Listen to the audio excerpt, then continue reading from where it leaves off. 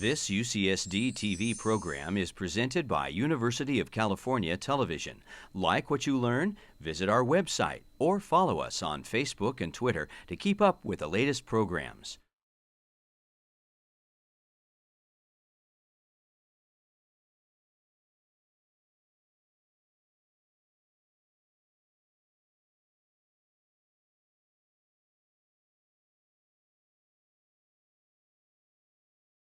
I'd like to welcome you all to the first of the two climate change sessions. This one, it's all free form. In fact, I have no idea what the other people in my section are going to talk about, but we'll find out soon.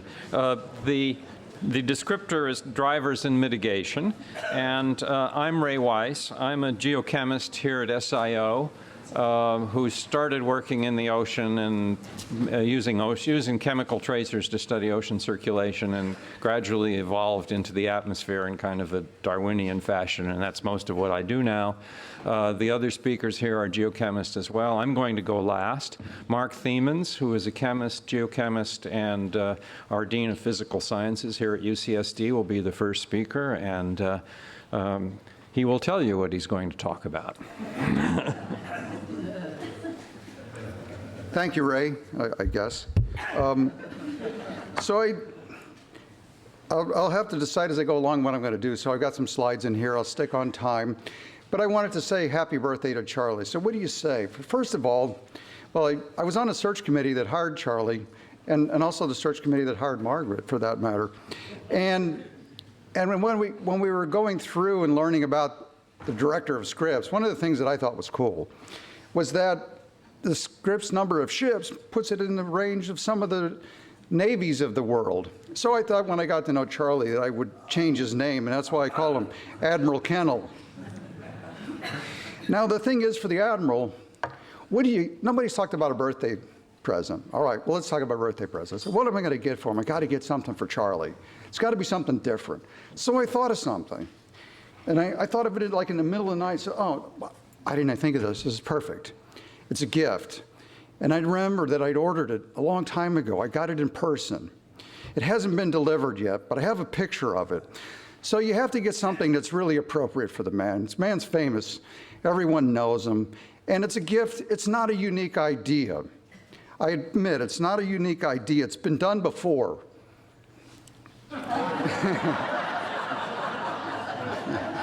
So I can't take credit for the idea.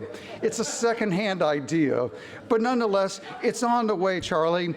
But camels just aren't what they used to be. Every time I go to the place, I'm telling you, I get ripped off. I get slow camels. They bite and they spit. I mean, besides monkeys are the two animals I like the least. So it's on the way, Charlie, and happy birthday. Now, I work on isotopes, and I do two things in this regard. One is what I did in my first job here, in my first part of my job, is I was hired as a replacement for Hans Suess, who some of you know, and I took over the laboratory of Harold Urey, who some of you know also. And that's why I have this. It has hydrogen, deuterium, and tritium, which Urey was responsible for. And part of it is that we measure these things, but we do the basic physical chemistry. And my first experiment here found a new law in physical chemistry and isotope effects. And it turned out that it was really a mess in terms of the chemical dynamics, and have made a living with that and other things. But the most important part is that it's a weird thing. And that's what I'll mostly talk about, is the forensics. We go out and measure this, and part of the deal is we have to develop abilities to measure things in different things, and small and precise. So part of it is understanding new rules. So when I came here, I was in Mayer Hall. In fact, where's Bob Dines? I was going to say, I was in Mayer Hall when I first came here. Now I'm in Urey Hall, which is probably where I belong. But I flooded Bob Dines' laboratory, and a physicist kicked me out of Mayer Hall. And so I've been banished to Urey Hall ever since. And but it's okay, it's appropriate. Now, in keeping with the Israel theme, part of what we do is try to understand, I'm just going to show to make the case, and understanding these rules, what's in it. And part of it is just pure, honest-to-God quantum mechanics. And I wrote a theoretical paper with a guy in the PNAS, with a guy so keeping on this theme of Israel, Rafi Lavigne, who's a quantum chemist in Hebrew University, trying to understand the dynamics of what happens in selection when you break a bond. Seems simple, but you have to take a molecule where you know everything, and this is one here, nitrogen. You have covalent states, you have Rydberg states, you have interaction states, and you have to calculate everything from first principles. We did. Then after you do that, and this is a paper, and then after you do that, you have to worry about that part. Then you have to allow them to interact and perturb each other. So you have to solve the transition dipole moments, you have to do the diabatic part, and then you have to do the time-dependent Schrodinger equation to break it apart. And you can do that, and we did that. Now we've measured it in carbon monoxide because astrophysically, which is where I'm going to go with this, that's really important. There's a lot of you in this audience, you know, if you do look at the radio astronomy and interstellar molecular clouds, carbon monoxide is important. If you're going to make planets out of oxygen, which is what I want to do, you got to understand carbon monoxide, period. That's just it. Planets are 50-some-odd% oxygen, and before that, it's all in carbon monoxide, so you have to understand it. So we measured it and published a paper in Science on it. Yesterday, a paper got accepted for following up on the calculations in nitrogen, got accepted in the proceedings in National Academy of Sciences. So part of what we do is this. I'm not going to talk about it anymore because you'll fall asleep if I talk about real chemistry. This is a good way to have people leave you alone on an airplane. You sit down on an airplane, you want to read. What do? I'm a chemist. That's it. They're good for 15 hours, and even if they get really bored, they still won't talk to you. And this is where we did the experiments. This is the advanced light synchrotron in the Republic of Berkeley, and so we did the experiments here, and it's a nice thing. So part of what I'm going to talk about, this is a special edition I wrote on cosmochemistry. I was hired as a cosmochemist. What do you do as a cosmochemist? Yuri invented this field, and it started in the 40s. You understand the origin, distribution of the elements, which is where I came at this, which is from stellar nucleosynthesis, through the planets and distribution all the way through until the origin and evolution of life. And then once you have a planet, then the cosmochemists don't care and they turn it over to the other people. So that's what I was hired to do, and this is a picture of me in my early sampling days on the moon. So what we're trying to do is try to go from this phase here, which is what I'm talking about, is when it's still in a planetary pre-solar nebula and the sun is just turning on, doing photochemistry, making molecules, all the way through making planets into here where you get into a meteorite. A lot of what we do is meteorite work also. So at that stage, here's what it is. I worked at I came here from the Fermi Institute at the University of Chicago, and I worked with people there that studied oxygen isotopes in meteorites. And there's this funny isotope distribution that you see in meteorites. The theory for this oxygen isotope distribution, that this is supernova debris. This was the theory for 20 years, is that you had a supernova, explosive carbon burning, you give off pure oxygen-16, which is what's showing in this plot, and that triggers the formation of the solar system. And Al Kaminer and a lot of people had models for doing this. Aluminum-26 gave you the time scale for doing this, and it worked well. But it's all based on one theory, that the only way you can get this is a nuclear process. So the first experiment I did with my startup money of $250 here at UCSD was to show that you can do the same experiment in the formation of a simple molecule that's exactly the same in the meteorite. We immediately ruled out supernova debris in our experiments. Messy as our laboratories are, there's some doubt about this. But to show that you can do this chemically. The trick has been to work out the quantum chemistry of this effect. It's turned out to be really difficult. There's 5 contenders. One by Rudy Marcus at Caltech, who's a Nobel laureate, and he's been working on it for 12 years. And his theory's probably wrong. Or the people don't agree with it. It may be right, but most of the other chemical physicists don't agree with it. The trick, to me, has always been, can I convince the meteorite people and the planetary geochemists that you can do this?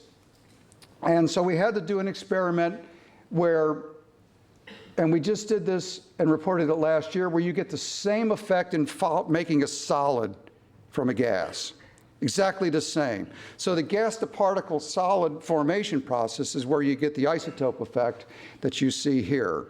So that's the first step in going from a gas to a planet. No one's ever worked this out. So we did it experimentally, but I won't go into the details of this. But basically, this process is important in climate. How do you actually make a solid particle?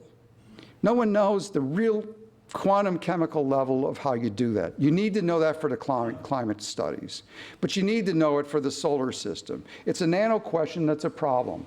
And so all of these, we just published this year. This is a paper in PNAS. This actually is me on the cover. I told my friends, I made the cover of PNAS. That actually is me at the South Pole. And part of this comes into trying to understand the climate forcing aerosol issue and trying to understand what goes on our particle surfaces. So this is a paper that my colleague Rabina Shaheen wrote. It was 2010. But it was a great paper, and it was a paper of the year, actually, in physical sciences in PNAS, to look at the nanolayer physics of what happens on these surfaces. And this is an important problem.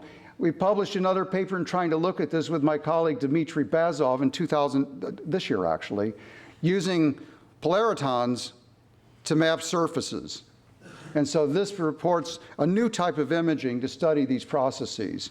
And some of these ones we try to collect at the South Pole. This is a picture of me in my happy days at the bottom of a damn snow pit of 30 tons of digging to look at the climate record.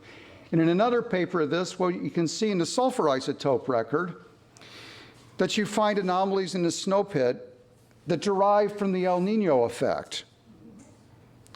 And what happens in the El Nino effect is you get more heat in the equator that transports to the pole. We spotted it, Rabina spotted it, only because the 1998 El Nino was so big, it showed up in the South Pole. So when we back and looked in the years before, it turns out that the ITZZ has a big part in controlling this. But you only spot it first from the anomalous year of the El Nino. And so that's, part of that then is trying to understand what happens in transport along the way. This is from the ITZZ to the Antarctic, but at the same time, we're interested now in what happens from here across here. So part of what we're doing is trying to map out what's happening up here as it transports over to the east. And this is work, this is in the Tibetan Himalayas. This is now at 20,000 feet instead of 10,000. Same thing, damn snow pit.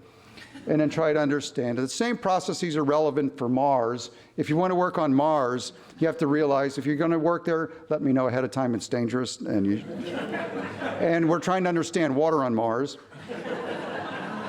And part of it is the processes that occur on these mineral grains. And so part of this is the Mars missions in the future, and we work with the Martian meteorites using this effect to understand it. Well, I'm out of time and I need to close up.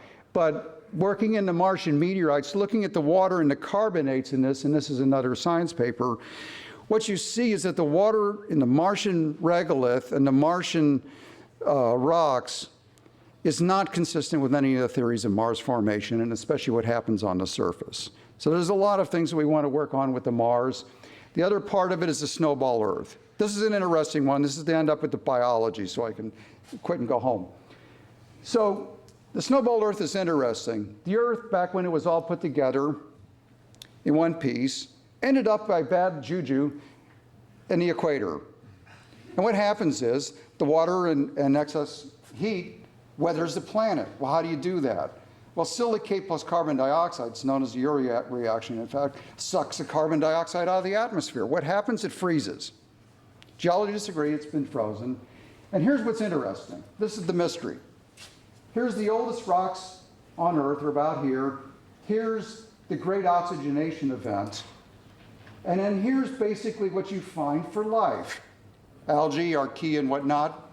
And then the Earth freezes solid for about 0.99 million years is the actual number. And then it unfreezes and everybody appears. It's true. You can look it up. It's in the fossils. And here it is in China. We went last year and this year actually also to this area to sample these snowball Earth samples. And this little carbonate layer is where all that happens. Down here, that's all the algae and fungi. Up here, everybody else appears. Nobody knows why. It's a great mystery. It's the origin and evolution of life. What happened here? So we're interested in that. So what's one of our best discoveries? One of the best discoveries was in moving here. It's the fish taco. Second best is looking at sulfur isotopes. And this is just, if you want to understand the origin and evolution of life, you have to understand, where does the oxygen come from? When did it come in? How much was there? Where did it go? So from our work on Mars, we found this funny sulfur distribution. And we showed that it comes from SO2 photolysis. In today's atmosphere, it doesn't happen. And it's because we have an ozone layer. The UV light you need to get this funny anomalous. It happens on Mars, but not here. What we showed then is we said, well, what if there was no oxygen and ozone in the Earth's atmosphere? Okay, then you should get the effect. But that's a hard experiment to do. But what if, in the early Earth, you see this record, that means there was no oxygen and ozone. And if it comes and goes, then you would see oxygen from life come and go. So we measured it. So this is the anomaly 3.8 billion years ago, and it's coming and going and coming and going.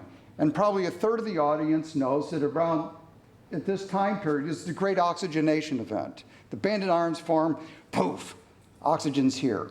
Ozone's here, zap, the effect goes away. Nobody knows what happened. This appears to be what they call whiffs of oxygen. Oxygen coming in and going. Possibly a breathing, so to speak, of life coming in and going. Nobody knows why. So that's what we're trying to work out, is this part and this part here to snowball. What's the relationship? And part of it means going at grains, looking at those surfaces, understanding the basic physical chemistry, learning enough that I can talk to people like we heard earlier this morning, what happened to life. So it's a little long, but it's a little bit of everything. It's what we do. We see this in another paper that was out very recently. The same record that we see at the snow pit actually is the same as the one we see there. So part of what we're seeing transported to the South Pole is the same sort of chemistry, possibly stratospheric, possibly related to volcanic. So the mystery gets harder. So, and we missed by a week. This was on last week's cover of the Proceedings of the National Academy of Sciences. So we're off by, timing's everything. It's like comedy. But this was last week's cover. And so this is it. This is important. So first of all, you have to be brave. You got to take that first big step. And so, all right, I'm going to have to be brave. And so this is my favorite. This shows this. So look at this guy. I mean, tell me, if this guy can do this, we can do anything, man. This is great. This guy here, well, I don't know much about elephant morphology. I say a guy, it may not be, but I don't want to know anyway. You can do this. So my last slide to finish on my Israel theme, it's a picture that I had taken of me at a cistern, actually in Masada, back to Israel. Now, Martin Rees talked yesterday about multiverses. All right, you guys are smarter than I am. You guys are theoreticians. I'm an experimentalist. So I'm approaching this in a different way with the time, multi-universes, distance, travel.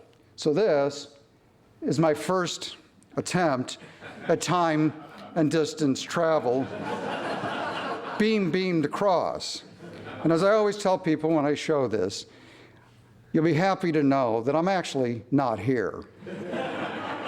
This is being brought to you from one of my favorite cities in the whole world, Key West, Florida. So if you have any questions, you'll have to go find the little projection room, and then you can ask me then. So thank you. I'm sorry for going over a little bit.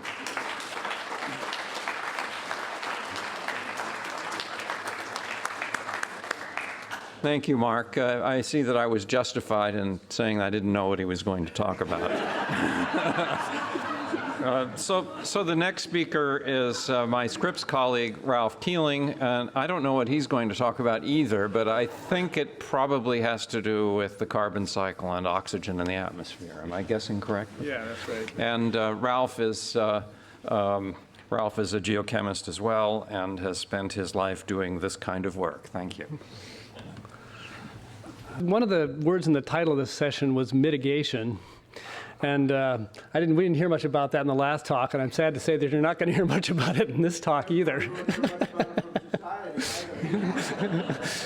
But I, at the last minute, gave my talk this rather ambitious title.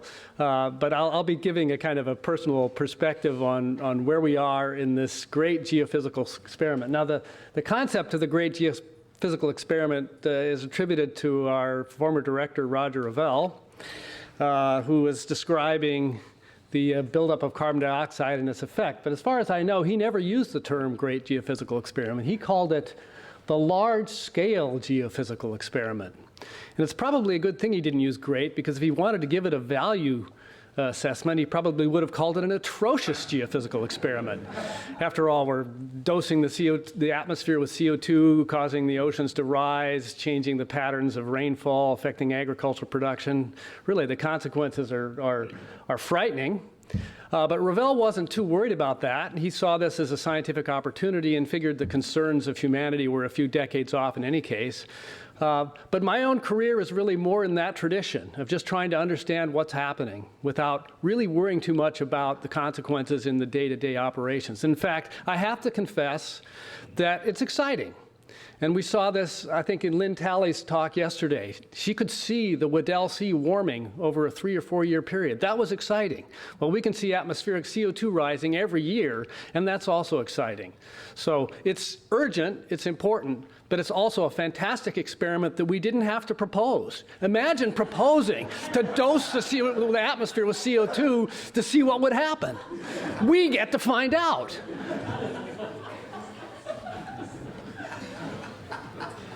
So where are we in CO2 concentration? So how did I get into this? So my father measured CO2 starting back in 1958. I had an aversion to the field that kept me out of it for long enough, but not forever. So I find myself here trying to keep these records going over time. And I should say that a big part of why these records have continued here is because we've had strong leadership, including Charlie Kennel as director. I also want to mention someone who didn't get mentioned before is Tom Collins, who played a key role in the director's office and really facilitating aspects of this. It takes a lot of effort by a lot of people over time, and we've really benefited here at Scripps from a supportive environment for doing this kinds of long-term work, which is not normal university work to do something that's this repetitive. It's a challenge. So we went over 400 parts per million at Mauna Loa very briefly last year, and this year we went over for an even longer period, showing up in the monthly. So we are well into this geophysical experiment. It didn't start at 315 in 1958. If you run back further in the past, as you can now with ice cores, you see that it started about 280 parts per million. So we're really about 100 years into this geophysical experiment. What have we learned?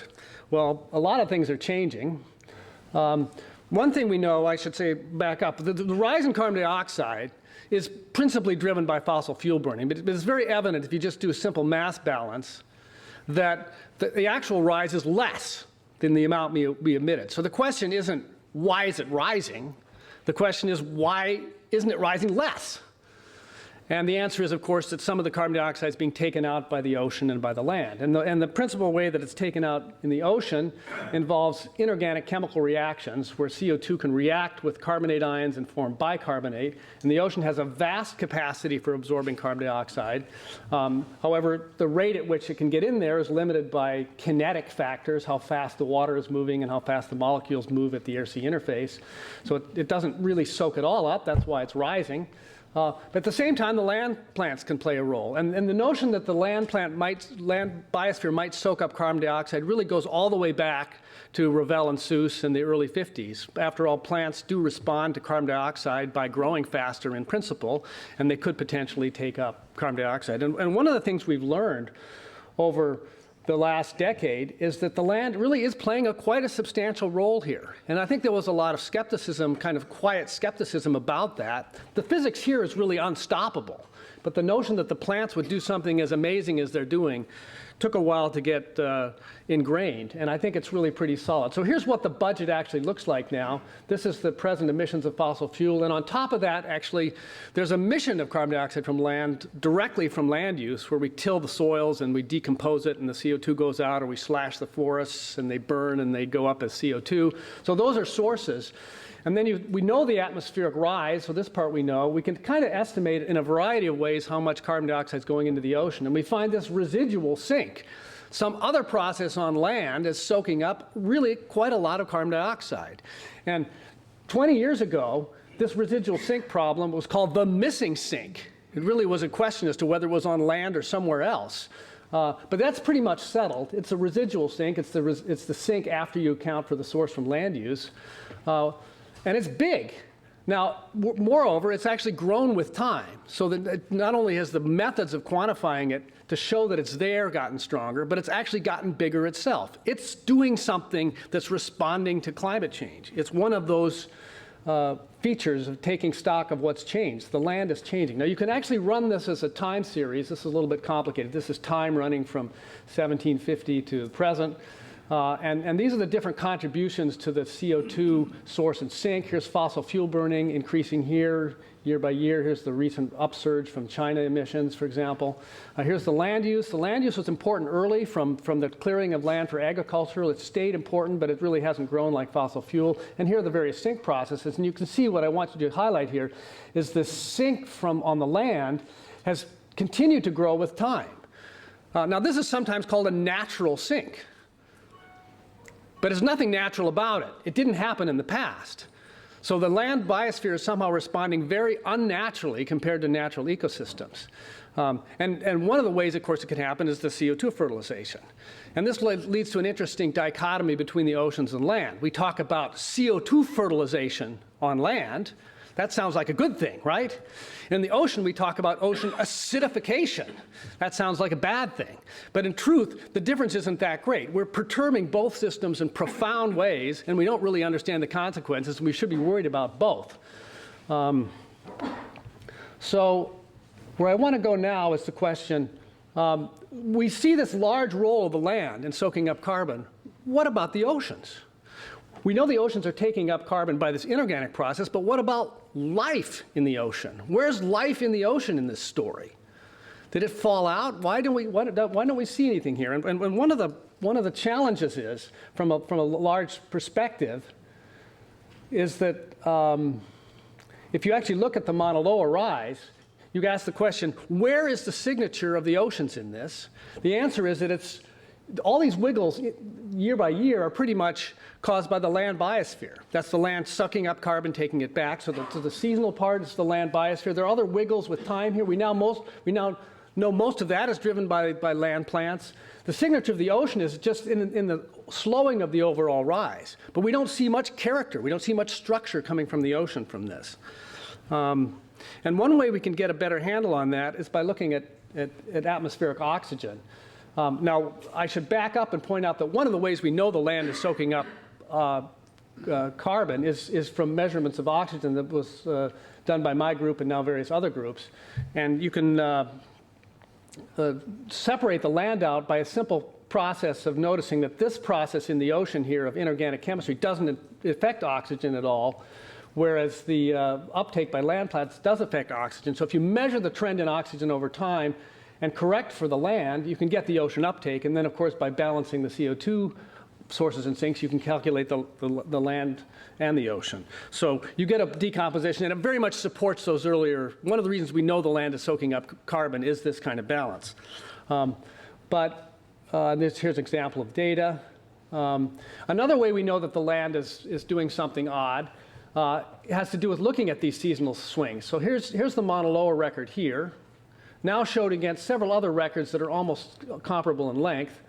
And if you look at this broken record with a gap in the late 60s at Barrow, you see something spectacular going on. The swings have increased by about 50% over this time scale.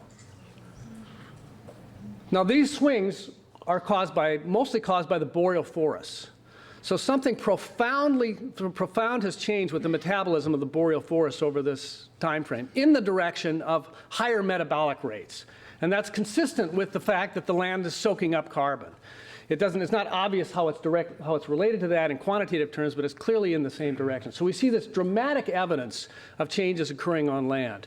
I should point out that these kinds of changes were not seen and not reported by ecologists going up and looking at the land surface. So you can have a fleet of people out there studying the forest in all different ways, and you don't get this big picture emerging. Now, it's now true that people who count trees can say, yes, we think there's a sink on land, but that's a new achievement of the last couple years.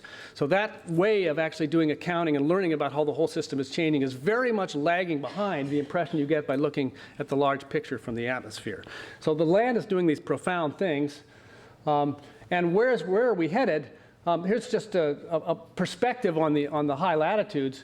This is what the Arctic North Slope looks like today. If you go back when the CO2 concentrations were last 400 parts per million, there were boreal forests all the way up to the Arctic Ocean. So this landscape looked like that. And it's not like we're going back to the Pliocene. We're changing the world in lots of ways that are different than it would ever have been back then, but we're changing it by the same kind of magnitude. So there's no reason to think that we couldn't someday, in a century or two in the future, start to have landscapes that look like that in regions that now look like this today. So the land surface is going crazy. And we can see that in lots of ways. So I return to this question, what role does the ocean play besides the passive response to rising CO2? And actually the conventional wisdom is that the ocean plays a rather small role. It has this passive inorganic process taking up carbon dioxide. But I would point out that we do not have the same kind of ability to track changes in in ocean biology as we have for land biology. And that's because we see all these little wiggles that I mentioned before that are driven by the land biosphere. We have metrics, not just of the overall impact, but we have all this other structural information about how the land is changing. We don't see that. Now, why don't we see the oceans in this? It has to do with this same buffering mechanism. The ocean can basically, because of the inorganic chemistry, we're not looking directly at ocean biology. We're looking only at the biology as seen after it's exchanged with the atmosphere. And that kind of damps out a lot of the information. So it's possible we just don't have ability to track the ocean the same way we have to track the land. And there is a way to get further at that with oxygen, and it involves kind of a clever little ruse here. This is the same budget I showed before, but now I've put ocean biology in here as well. I left it off for simplicity. But what does ocean biology do? It takes in carbon dioxide, it produces oxygen, you have decomposition, causing things in the other direction. And those changes can induce changes in surface water concentrations that drive fluxes across the air-sea interface. So all this is potentially going on. And what we don't really know is how these kinds of processes are evolving with time, along with the rise in carbon dioxide. We see this changing, but we don't have a very good clue on how that's changing. Now, one thing you can do is you can actually, if you combine these records of oxygen and carbon dioxide, you can kind of add the two together, the sum of oxygen plus carbon dioxide. And it turns out that land plants can't change that very much. Because whenever they breathe in carbon dioxide, they breathe out about 1 molecule of oxygen. They keep the sum constant. So if you add the two up, you can cancel out the land. And if you also correct for the fossil fuel effect on the two, which is pretty well known, you can start to see the residual changes over here. And you can compare that to what you think the ocean should be taking up by this passive process to see if there's anything else going on. So we do have a window into this phenomenology from the atmosphere. And that's one of the things that we're trying to exploit more fully as we go forward. So this combination is something we call atmospheric potential oxygen. And here's the time series of atmospheric potential oxygen. What's it caused by? It's going down in part because of fossil fuel burning, which consumes a little bit more oxygen for every CO2 emitted, more than 1 to 1. That's why there's a decrease. And then there's also this uptake of carbon over here going on. But then there might be this thing going on, too. So we have to correct both of these to see what else is left over. And by the way, we see a seasonal cycle here. That's not the land. That's this breathing process right here. We can see the oceans breathing in atmospheric oxygen mainly. It's mostly an oxygen effect, not a carbon dioxide effect, because of the buffering chemistry I mentioned. So this is the breathing of the ocean showing up. Is that breathing changing with time? Are there other things changing with time? And now that's the same data now plotted taking the seasonal cycle out and combined to the global average. So this is this trend in atmospheric potential oxygen. And here's a curve here, this straight line here with uncertainty bars on it in gray. And it's showing the trend you'd expect from the fossil fuel effect I mentioned, just consuming oxygen and producing some CO2, but not exactly canceling. And then there's this ocean passive response to rising CO2. They're both added together here. And here's the trend we see in atmospheric potential oxygen. And for about the first 10 years, starting after 1991, it was trending off. It was a little slower than that. And then sometime around 2000, it picked up its rate, started going faster. Now, this is a signature of something going on in ocean biogeochemistry. And one thing curious about the timing here is that this is right about the time that the global warming slowed down. So this looks like it's a signature of the hiatus. You say, aha! So the oceans are changing in some significant way around 2000. We can see it in atmospheric oxygen. And I think that's true, but there's a puzzle. And the puzzle is that if the ocean is taking up more heat, you'd expect it to be giving up more oxygen and carbon dioxide. So it's exactly backwards. Doesn't mean that the ocean isn't taking up heat. It means we don't understand the system yet. So there's an interesting puzzle here. So this is sort of a direction of where we're headed. This is my last slide. Was that a warning from Ray? Was that, probably should have been. So one other direction we're going, just briefly, we're also measuring in our lab argon concentrations in air. Now, argon is an inert gas, and nitrogen, although it's involved in biology, in the atmosphere there's so much of it, it behaves like an inert gas. And it doesn't vary, neither of these gases change in their abundance very much, except because they can dissolve in the ocean, and more dissolves in cold water. So their abundance is tied to how cold or warm the ocean is. And as the oceans as a whole warm, they're degassed into the atmosphere, and you actually preferentially degas argon over nitrogen. So you'll actually this ratio of argon to nitrogen in the atmosphere should be slowly increasing in time as the oceans warm. And furthermore, the rate should be very much tied to changes in whole ocean heat content. Now, this is still under development. The reason this hasn't gone very far, and it's still hard, is that these changes in argon nitrogen are tiny. I didn't mention that the oxygen changes we measure are tiny. These are even tinier. And you have to worry about all sorts of little analytical artifacts that can interfere with it. But it's a very attractive method from one standpoint, and that is that if you think about what the Argo floats do, they're out there, we heard about this yesterday, measuring temperature all over the place. Well, one thing you want to measure from all that is a distillation of the whole ocean heat content. Well, one thing that can happen, and does happen in the ocean, is that the water sloshes. You can have warm water here and cold water here, and they can kind of swap places a little bit. Now, if you're measuring in any place, you see temperatures changing. But there was no change in heat content in that. That's just a slosh. So nothing happened outside of that slosh. But if you try to measure that with Argo, it's very easy to get an artifactual change in heat content because you do something called aliasing. You didn't actually measure everywhere. So Argo will always have an alias issue, even with the high coverage it has today. And the same would apply to acoustic tomography. This method, although it has many limitations, does not have that limitation because it is a true whole ocean integral. And you get the ocean without even putting a probe in the water. You simply look at what's going on in the whole atmosphere. It'll be sort of like the Mauna Loa record of ocean warming. It's a marvelous dream, and it's an unfulfilled promise of my career, I have to say. But we're still chipping away at it. We do have argon data. Here's our oxygen data, and here's an argon record. It's a bit noisy. We don't see much of a trend. There is a constraint on whole ocean heat content here. It's not really enough to make a contribution to the debate at this point. So. Anyway, so that's another direction we're heading, just pure raw analytics to try to look at the big picture. Anyway, so I should finish there. Well, I should first of all point out the measurements that we do are really a result of a large group of people, a mixture of students and postdoc, a very fertile group for developing methods and thinking about all this. So thank you very much.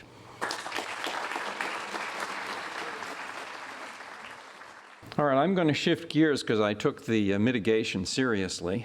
And I'm going to talk a little bit about other gases in the atmosphere and what they're doing to the climate. But before I do that, I wanted to wish, first of all, to thank Ellen and Charlie for inviting me to participate in this, and particularly to wish Charlie a happy birthday.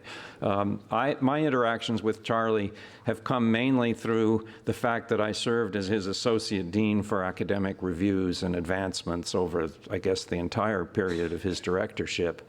And I learned from that something that is kind of a life lesson for me, and that is that it's possible to be a really decent human being and still deal with these difficult issues as people's careers and their advancements and shortcomings and kudos and all those things. And I think Charlie did a marvelous job of doing that. I assume he did that throughout his career, and he's a remarkable human being for it. So thank you, Charlie. Now, yes.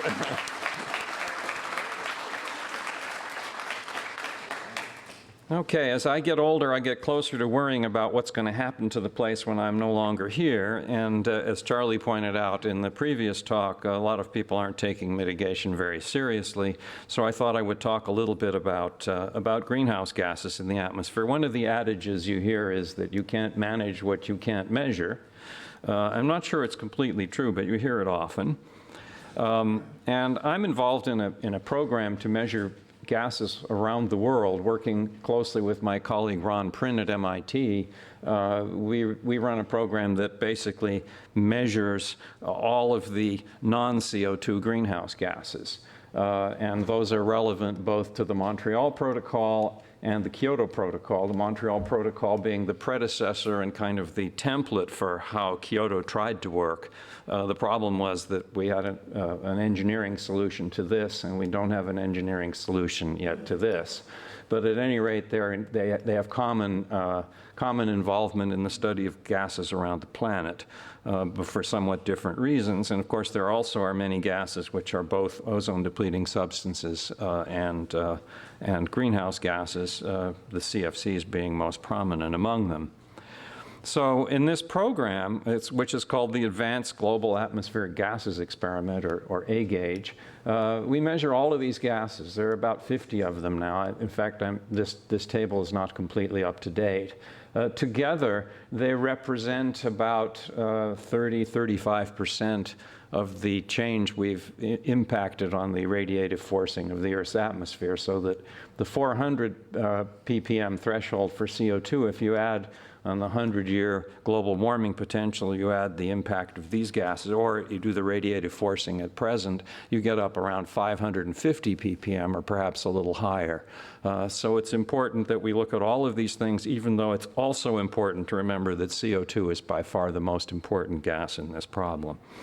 But one of the interesting things you can learn by measuring the non-CO2 gases is that they're a lot simpler, especially the totally anthropogenic ones, which are what I'm going to focus on here.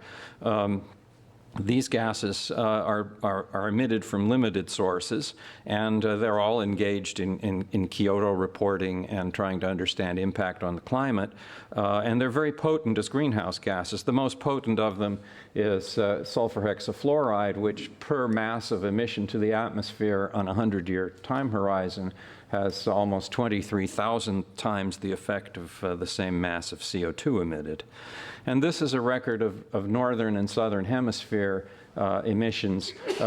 concentrations in the global atmosphere, with the northern hemisphere being a little bit higher than the southern hemisphere because that's where most of the people are and where most of the emissions are. The two hemispheres lag each other. That is, the southern hemisphere lags, in this case, the northern hemisphere by about a year and a half. So you can take those trends. The lifetime is extremely long. It's thousands of years, 3,000 and some years for sulfur hexafluoride. So it's very easy to turn the slope of these lines into an emission assessment, and that's what this black line is. And the interesting thing is that we're engaged as a planet. All of those countries that have signed the Rio Convention, which created the Framework Convention on Climate Change, are obliged to report their emissions.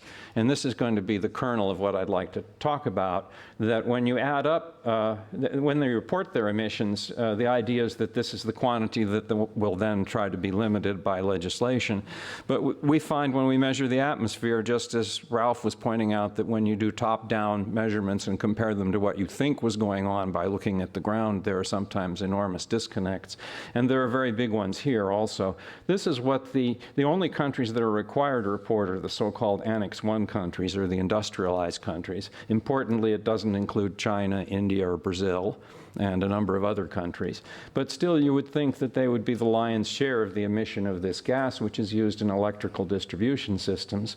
But it turns out when you compare the emissions that we see in the atmosphere, the black curve, to what's being reported for only the Annex I countries, there's a discrepancy of about a factor of 4. And there's a consortium in the Netherlands that has been trying to correct these numbers. They come up with the Annex I countries because they're trying to reconcile the difference between what you see in the atmosphere and what's being reported. They claim the Annex I countries are emitting about twice as much as they're reporting. And then when you add everything together, you get these numbers. So I guess the main message here is this discrepancy in emissions and emissions reporting. Which is quite large. And the uptick here, the enormous uptick, is generally attributed to the developing part of the world, mainly to China. And in fact, you can model the spatial distribution of the SF6 increases based on that station map I showed you. And this has been done by Matt Rigby and colleagues. And when those models are done, they show that from 1995 onwards, so that's in this time frame, the European and West Coast emissions have decreased, and emissions have increased everywhere else, including the eastern US and, of course, Asia. And you can do the same thing with the gas. This is the longest-lived greenhouse gas in the protocol. It's carbon tetrafluoride. It has a somewhat less global warming potential, but it's still a big number. And I might point out, by the way, that the gases with big global warming potentials are ideal candidates for carbon emission trading because you can make more money by restricting the emissions of less stuff than if you're actually doing it with CO2. So we can do the same thing here. We can compare the northern and southern hemisphere. These are based on, we weren't able to make these measurements until recently. This is actually a graph of measurements made on archived air that's been stored, some of it by Dave Keeling. So we sort of canvassed the world for old air and make measurements and able to reconstruct these curves. The slope of the curve, you can see, decreases as you go over time, and indeed the emissions are decreasing, but there's a disconnect here also. This gas is produced both by the electronics industry and the aluminum industry. It's generally believed mainly by the aluminum industry as a byproduct of making aluminum electrolytically. And when people who do the bottom-up assessments of the emissions, this EDGAR consortium has done the global emissions of this gas, and they've also done the global aluminum emission. The global aluminum emissions have been done by an aluminum industry consortium, and they have included China in their estimates. So if you add the green curve and the yellow or mustard curve together, you get the red curve, and that should be the global emissions without any correction for first world and second world countries. It ought to include all the developing countries. This is what the emissions are actually determined to be based on atmospheric measurement changes. So there's a factor of 2 disconnect here as well. And it's not a surprise, by the way, that we tend to find that the actual emissions of these gases are greater than what's being reported. I'm going to try to run through this fairly quickly. These are measurements of carbon tetrafluoride, this long-lived gas. Its lifetime is 50,000 years in the atmosphere. So it's something that's going to be there as long as we're going to be around.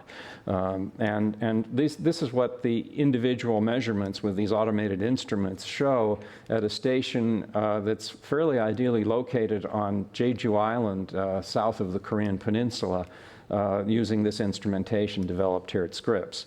And you can see that there are these big spikes, and then the lowest values are the background atmosphere when clean air reaches the station, which represents the background value in the northern hemisphere at that latitude.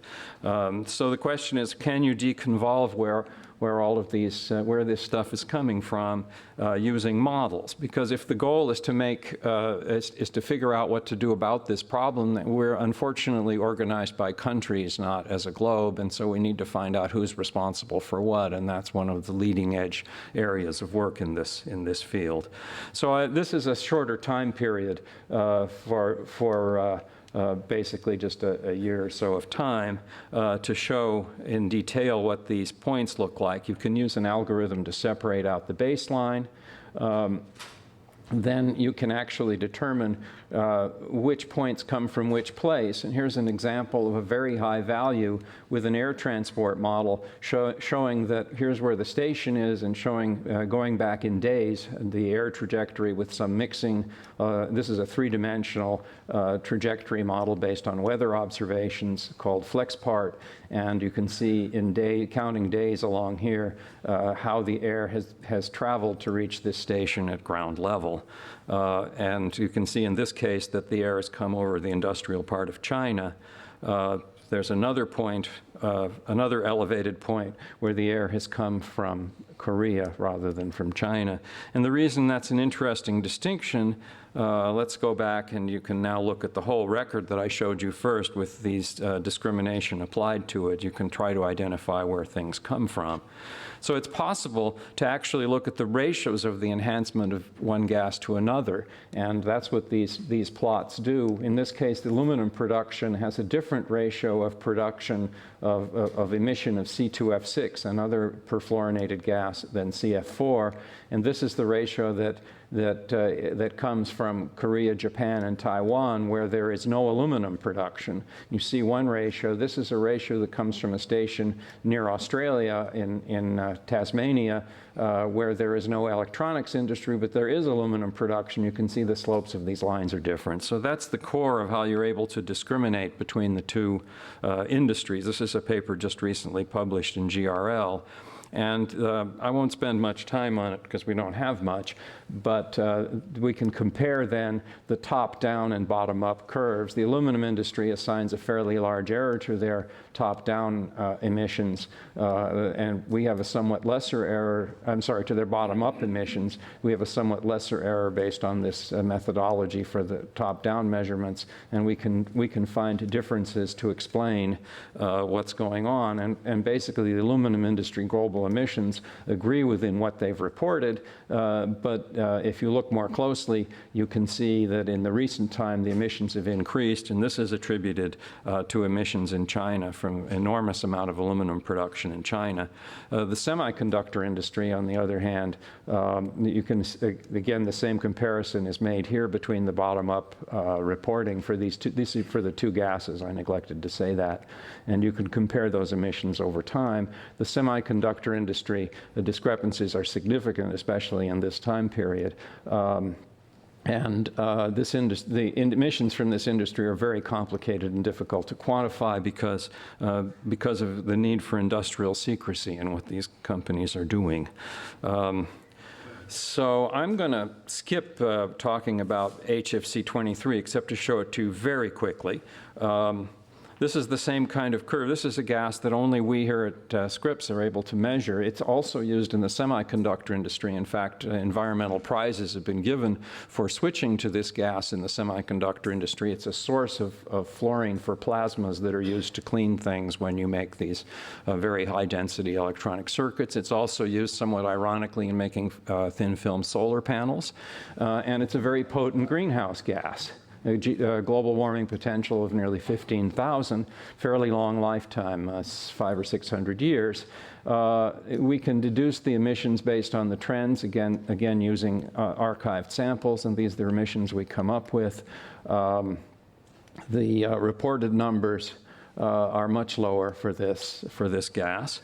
I'm sorry, I'm talking about, that's what happens when I don't read. I'm talking about HCFC-23. So that is a byproduct of, I hope some of you are reading. HCFC-23 is a byproduct of the production of the refrigerant HFC-23 is a byproduct of HCFC-22 production. That's a refrigerant still used in the developing world. There are discrepancies here in the emissions, but the interesting thing is that this decrease has been shown to be the result of the clean development mechanism, where producers in China have burned this gas rather than emitting it. The clean development mechanism is less effective now, and the gas is beginning to rise again. That's the message that this shows. And in fact, fact, you can do an inversion based on measurements at these stations, and that inversion has identified sources in China that are colored in here according to emission strength, and the X's are added. The X's are added post priori. They are added. Or post calculation, they're added to show the locations of where the factories of HCFC22 are actually located. So it's possible not only to diagnose where these things are coming from remote measurements, but also, this is over a year of observations, but also possible to determine whether the clean development mechanism is being adhered to or not. Now is a very quick NF3 slide, and I'm going to skip to the last one because it's interesting. It shows that the emissions of NF3 continue to rise very rapidly. The independent estimates are much lower by a factor of 2 roughly, but the interesting thing is that the industry, in response to our being able to measure this gas, as I said, we're the only ones now who are able to measure it in this program called A-Gauge, the emissions or production ratio was actually improved dramatically as a result of industries trying to respond to this, to these changes. So this is my final slide, and that is that the way forward here, there are uncertainties in all of this stuff. I hope I've persuaded you that there are enormous uncertainties in trying to add up emissions. I'm not a psychologist. I'm not an industrial engineer, so we can all speculate about the reasons for these discrepancies. But the task for us is to try to find out how to improve the methods of assessing regional emissions in such a way that, that we can make a realistic attempt at regulating these emissions. And so the way to do that is belongs to the modelers and optimal estimation techniques. This shows you the cycle of how this is done, that measurements, parameters, and so forth go into a 3D model. They predict concentrations. You compare those with the actual measurements in order to refine the parameters and run this system around in the hopes of improving things. For many gases, we actually get a better assessment of what the emissions are by doing the atmospheric measurements than have been reported under the United Nations Framework Convention. So the final message is one I'm fond of. Regulating emissions without verification against actual accumulation in the atmosphere is like going on a diet without weighing oneself. Thank you.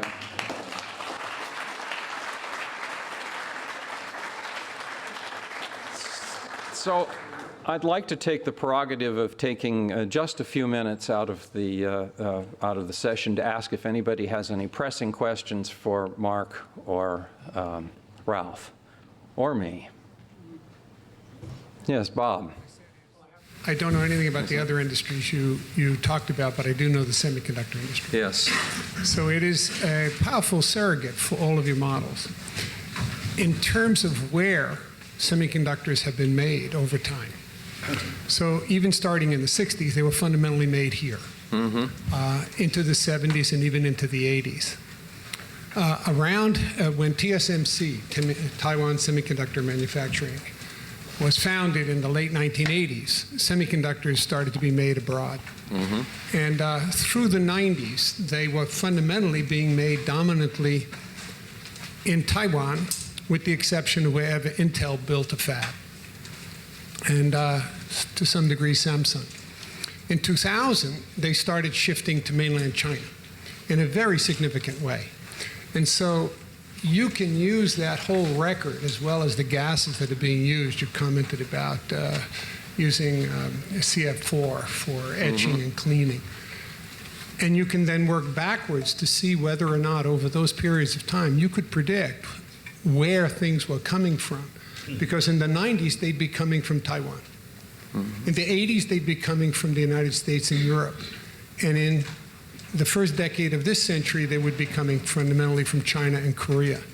And so you can check all of that to make certain that everything is working. Have you done that? Do you think about it? No, I have a simple answer to your question, Bob, and that is that doing this regional deconvolution of where emissions are coming from requires high-frequency measurements, and we don't have those, except very recently when all of the emissions were already mainly in East Asia.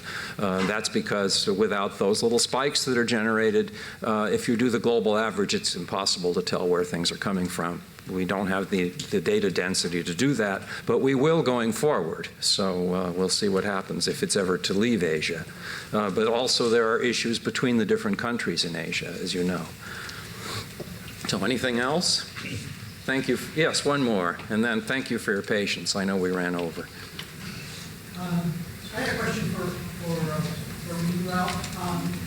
You talked about the oxygen in the atmosphere, the changes, and the influence potentially of ion changes on land. And I was wondering if there's a few changes that have occurred in the oceans. So I'm wondering if what is involved in that. For example, the increases in the purification of coastal zones, the creation of dead zones.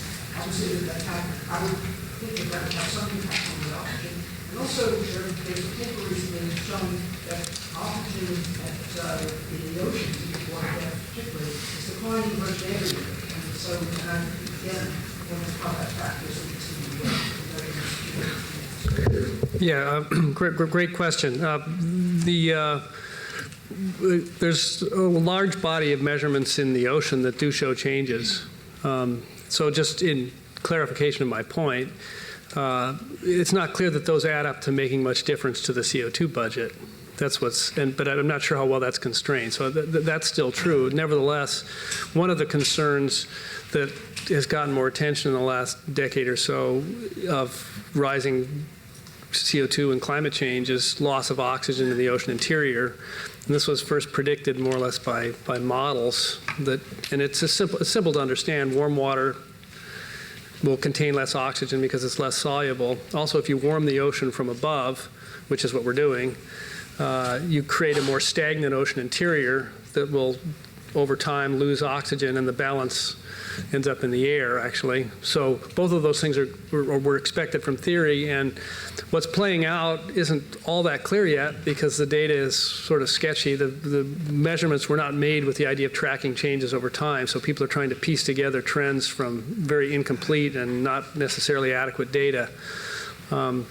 But the models did not predict the loss of oxygen in the tropics, and that's where it's being shown, for example. So I don't think we don't really know what's going on. I mean, the consequences for fisheries are, you probably could comment a lot more about that than I, but they're clearly significant. You have a contraction habitat if the fish can't dive as deep because they get into water where they effectively can't breathe. So we are kind of leading to a larger zone of the ocean where animals will suffocate. And that seems to be happening, and it was predicted by theory. So we have ocean acidification, we also have ocean deoxygenation. And that has some effect on what I do because, as I said, the balance of this loss in the ocean ends up in the air, so it has to be part of our accounting. And we do account for it, but it's more or less guesswork now. We want to do better. Hope that helped. Okay. Thank you very much. I think Ellen has a couple, or friend. But it's out of it. It's out of this session. Okay. Well, and I thank you. Okay, I thank you very much, and we'll go on to the next section.